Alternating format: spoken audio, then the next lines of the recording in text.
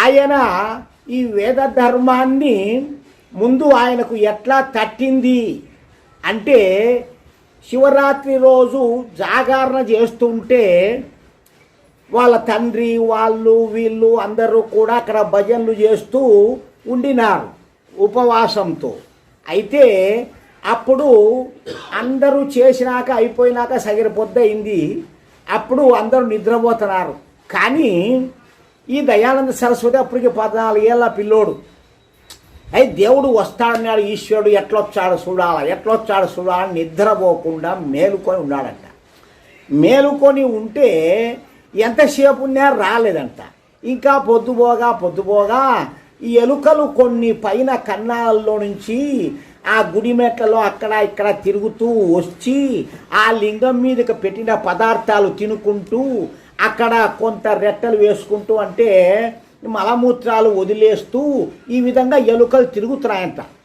అంటే ఆయనకు అప్పుడు తెలిసింది, ఈ లింగము అనేది ఈశ్వరుడు కాదు, ఇది ఒట్టి రాతి బండ. నిజంగా ఈశ్వరుడు అయితే ఒక ఎలుకను తోలుకోలేడా?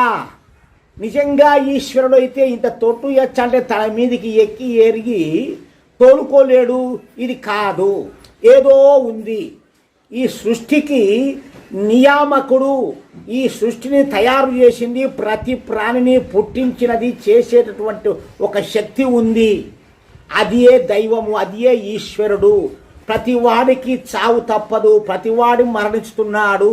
ఇది కారణం ఏమిటి అని తెలుసుకోవాలనేటువంటి ఉద్దేశంతో ఆయన ఇల్లు విడిచి పారిపోయాడు. ఎవరైనా గొప్పవాళ్ళు ఉంటే చెప్తారో ఏమో తెలుసుకుందాము అని చెప్పేసి పారిపోయి ఎన్నో అడవులు అవి ఇవి గురువుల దగ్గర సాధువుల దగ్గర తిరిగి లాస్టుకు వేదజ్ఞానము ఒకటే సరి అయినటువంటి మార్గము, దానికి మించింది లేదు అని ఒక గురువు చెప్పాడు ఎక్కడో కొండలలో.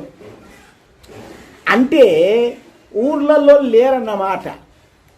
ఆ వేదాన్ని నేర్చుకోవాలి, దాన్ని తెలుసుకోవాలి, అందులో ఏమున్నావి అని పట్టుదలకు పట్టి ఆ వేదాలన్నీ మొత్తం చదివి అర్థం చేసుకునే జ్ఞానం అంతా సంపాదించుకున్నాడు తన గురువు అయినటువంటి విరజానంద స్వామి వద్ద.